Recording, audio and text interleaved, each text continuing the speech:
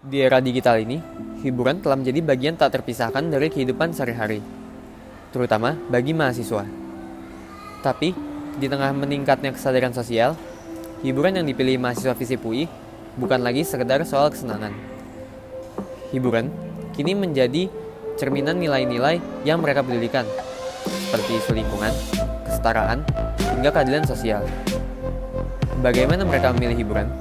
Apa faktor yang mempengaruhinya? Dan bagaimana pilihan ini mencerminkan kesadaran sosial mereka? Mari kita bahas lebih dalam.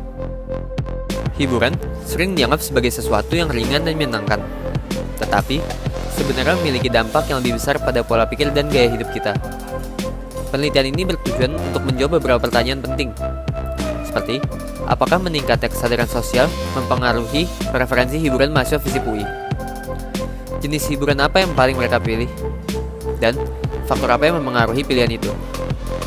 Lebih jauh lagi, bagaimana hiburan ini membentuk cara mereka memandang dunia? Pertanyaan-pertanyaan ini membawa kita pada pemahaman yang lebih dalam tentang hubungan antara hiburan dan perubahan sosial. Mahasiswa FISIP UI menikmati berbagai bentuk hiburan. Film dan serial menjadi salah satu yang paling populer, terutama yang dapat diakses melalui platform streaming seperti Netflix atau Disney+. Dokumenter seperti The Social Dilemma atau serial seperti When They See Us menarik perhatian karena menyajikan isu-isu sosial yang relevan. Selain itu, musik juga menjadi media favorit dengan lirik-lirik yang mengangkat isu-isu penting seperti keadilan, keberagaman, dan kesehatan mental. Lagu seperti Earth oleh Lil Dicky misalnya membawa pesan kuat tentang perlindungan lingkungan. Media sosial seperti TikTok dan Instagram juga memainkan peran besar. Video pendek dengan konten edukasi seperti kampanye anti-bullying atau tutorial gaya hidup ramah lingkungan semakin diminati. Bahkan gaming yang sering dianggap hanya untuk hiburan, kini juga menyentuh tema sosial. Game seperti This War of Mine menggambarkan dampak perang terhadap warga sipil dan memberikan pengalaman emosional yang mendalam bagi pemainnya. Pertanyaannya adalah, mengapa mahasiswa memilih jenis hiburan ini? Nah, berdasarkan survei dan wawancara, ada beberapa faktor utama yang mempengaruhi keputusan mereka. Pertama, nilai personal. Banyak mahasiswa merasa bahwa hiburan yang mereka pilih mencerminkan identitas dan nilai-nilai mereka. Sebagai contohnya, seorang mahasiswa mungkin memilih untuk menonton dokumenter tentang ketidakadilan sosial karena ia peduli pada isu tersebut dan ingin memahami lebih dalam. Kedua, pengaruh teman sebaya. Di lingkungan sosial, apa yang sedang tren seringkali menjadi faktor penentu. Jika teman-teman mereka membicarakan film atau konten tertentu, mereka cenderung ikut menontonnya agar tetap relevan dalam diskusi. Nah, yang terakhir, ketiga, tren media sosial. Platform seperti TikTok dan Instagram tidak hanya menjadi tempat berbagi, tetapi juga tempat menemukan konten yang relevan. Algoritma platform ini sering merekomendasikan video atau konten yang sesuai dengan minat pengguna, sehingga memudahkan mahasiswa menemukan hiburan yang sesuai dengan nilai-nilai mereka. Oke, jadi media sosial itu membantu saya untuk membuat konten yang relevan dengan nilai-nilai dari diri saya itu sendiri. Saya lebih suka menonton film yang membuka wawasan tentang masalah sosial. Untuk memahami perubahan preferensi hiburan mahasiswa FISIP UI, kita dapat menggunakan dua teori utama. Yang pertama, teori perubahan sosial dari Emil Durkheim. Yang kedua, teori identitas kolektif dari Herbert Blumer.